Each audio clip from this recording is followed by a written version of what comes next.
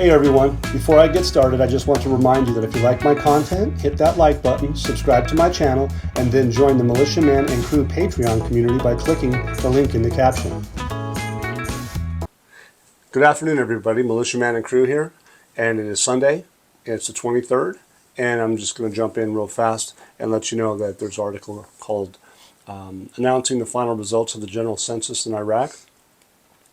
It says that the Iraqi Ministry of Planning will officially announce the final results of the general population census tomorrow. It's going to be Monday. During a press conference attended by a number of ministers and officials, in addition to the representative of the Secretary General of the United Nations, ambassadors, and others. So there's a lot of people that are going to be there for this announcement. And they're saying it's the final results. Okay. What do you think about that? The final results of the population census. And if we think about all the different things that go on and have been going on, they're going to have an accurate count. They're going to have all the demographics, going to have all that stuff, and that's going to be really important. But one of the things that's going to be important for is how many people are in the country and who are going to get their constitutional rights. And obviously we're talking about they said this week, starting today, or at some point in time, that they're going to start pumping oil again. And that's a big thing. And they've also talked about, paying the salaries and backdating those salaries. And we're expecting to see that. They haven't really technically exposed the mechanism for this to happen. We believe that the budget law has been ratified. It's been in the Gazette. And we haven't seen the results yet. Like I said a few days ago, it was effective on the 18th, and yet here we are today and going into this next week, and we're watching for some key things. So let's see what they say and let's see what they do.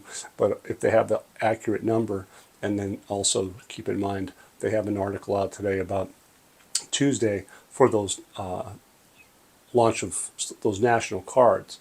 And obviously they're going to have a time limit on that, and I think they put that out for some time. I think that time frame that they put in there is to cover it. It's kind of like Basel III. They gave a year or two to implement in totality. So in other words, by a specific time frame, everybody's got to be involved. And in this case, they probably do the same thing, because there's going to be stragglers, and there's going to be could be technical issues, etc. So keep that in mind. But look, the facts will be told to the people tomorrow, and I suspect they have solid numbers, which are going to be accurate and accountable. And what are they doing? They're going to be able to finish their final reforms. And one of al-Sudani's main focus is taking care of the citizens, and that's everyone. That's pretty good. So I found that to be interesting. Hey, this article is from Kurdistan government announces an agreement with Baghdad to resume exporting the region's oil.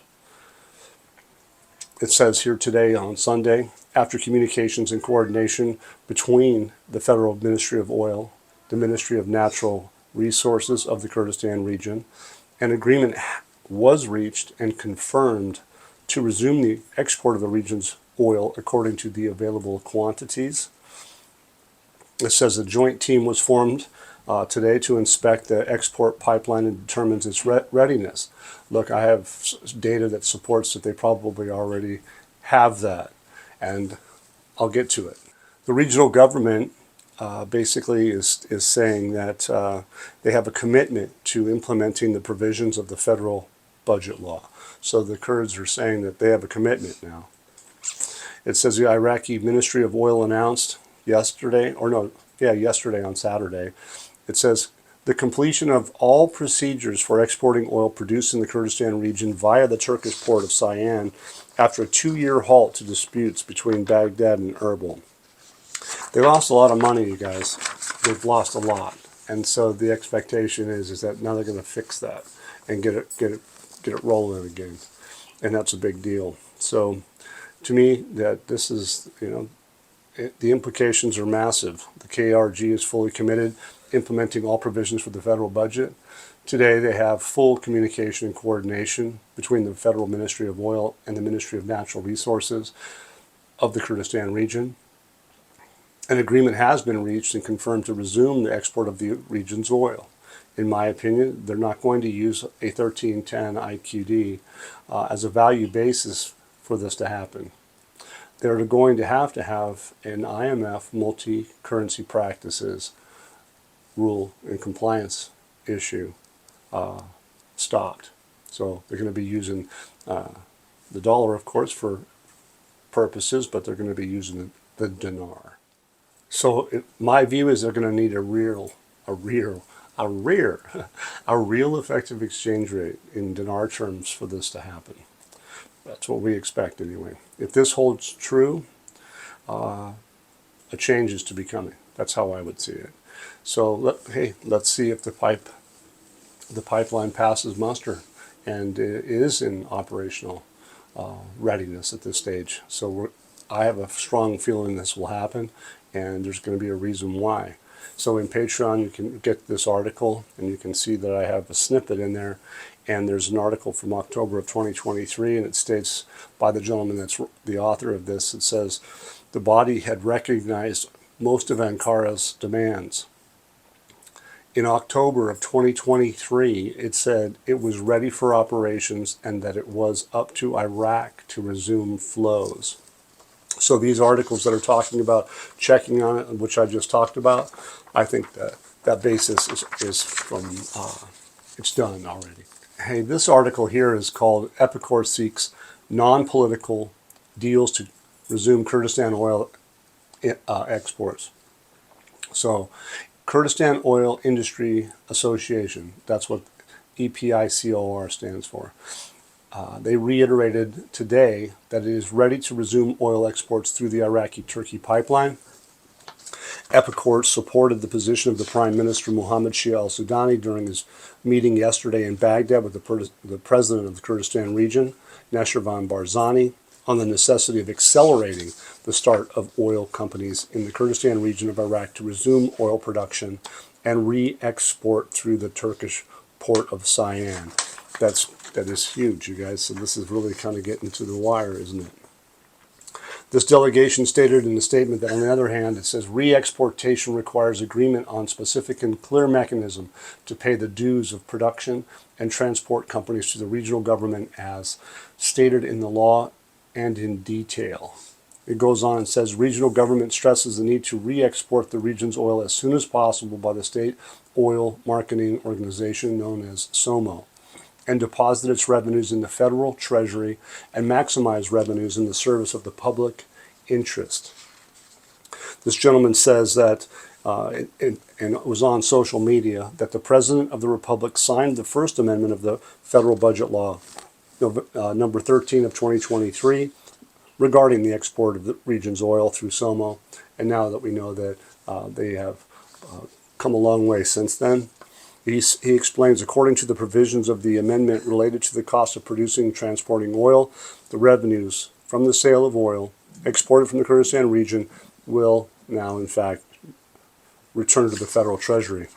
So this gentleman, Turkey, that's his name, has repeatedly said the pipeline is operational and it's up to Iraq to resume flows, and the United States has expressed a strong desire to see oil flowing through the Iraqi-Turkey pipeline. So in this article, and this is, I think it is, like I said, it was from yesterday and today, that there's basically that the pipeline is operational and it's up to Iraq to resume the flows. So it isn't about anybody else. The pipeline is ready to flow per this Turkey, not this Turkey, right? Okay, his name is Turkey. It was ready back in 2023, as noted. I said that already from the previous article, and we commented on that today. To me, this is a very serious and a very big deal taking place. The implications are just completely massive. And it's not just on a local and a regional level, it's on a global scale, because the impact is going to be, to me, it's going to be a mind blower for so many people that have yet to realize just how real this really is. So we at Militia Man and Crew appreciate everybody that's been with us and really see it and understand it. And thanks for all the wonderful comments today. Everybody's welcome to put in comments.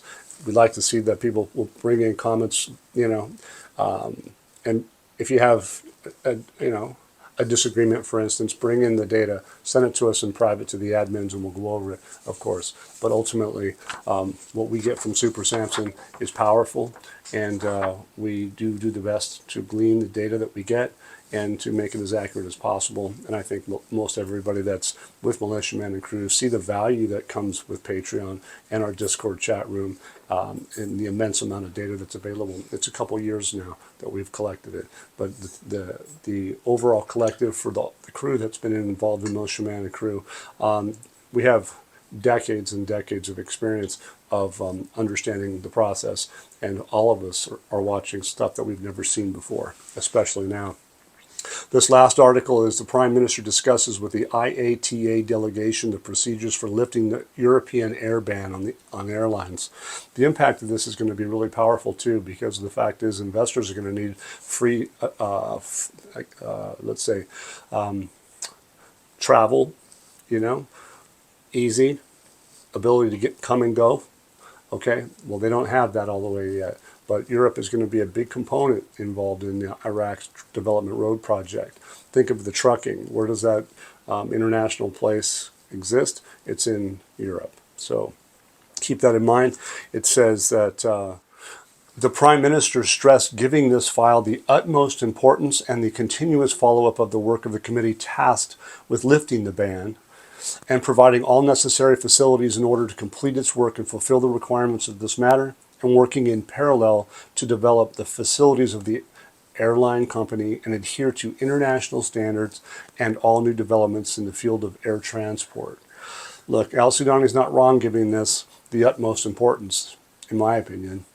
Iraq will need the ease of travel for investors, and I imagine that the IATA needs it done as soon as possible as well.